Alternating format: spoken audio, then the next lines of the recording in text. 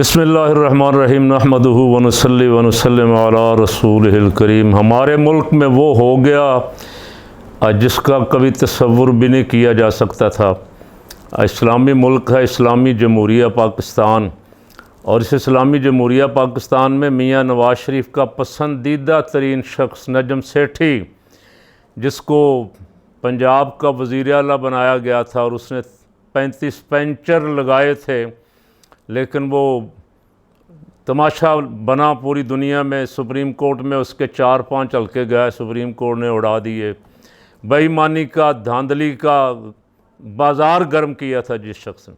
फिर दोबारा नून लीग आई 14 महीने के लिए, तो दोबारा उसे पीसीबी का चेयरमैन बना दिया, क्रिकेट कंट्रोल बोर्ड का। और जरदारी साहब आड़े ना आते और जरदारी साहब ज़कात शरीफ को ले आए, वगरना मियाँ नवाज़ शरीफ तो उसे हर सूरत चेयरमैन बना के छोड़े राज़ी हो रहे थे। जरदारी साहब भी अड़ गए, उन्होंने कहा कि वजारत हमारे पास है, चेयरमैन हमारा आएगा।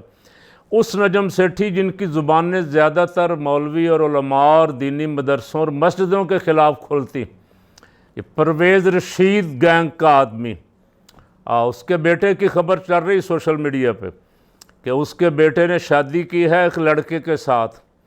हम जिनस परस्ती का जो बाज़ार यूरोप में गर्म है, वो बाज़ार पाकिस्तान में गर्म करने के लिए पहल नजम सेठी के बेटे ने की है। ट्रांसजेंडर बिल जब आया था तो हमने उसके ख़िलाफ़ आवाज़ उठाई, अल्हम्दुलिल्लाह अवाम ने हमारी आवाज़ पर लब्बैक कहा था। ये इसीलिए बिल इस तरह के लाए जा रहे थे कि पाकिस्तान को बेहयाई का, फहाशी और उरियानी का अड्डा बनाया जाए, कौम लूत वाले काम को यहाँ रिवाज दिया जाए। अल्लाह पाक माफ़ फरमाए, जो उन पे अजाब नाजिल हुआ था जब कौम खुल्लम खुल्ला, यानी शादी करनी एक लड़के की लड़के के साथ, पाकिस्तान जैसे मुल्क में जिसका निज़ाम कुरान और सुन्नत के ताबे है, अभी तक किसी ने एक्शन नहीं लिया। आज एक्शन लेने वाली अदालतें कहीं मर गई हैं, पता नहीं कहाँ चली गई हैं। एक्शन लेना चाहिए था उनको फ़ौरन, जब खबर छपी थी अगले दिन दोनों को अंदर होना चाहिए था।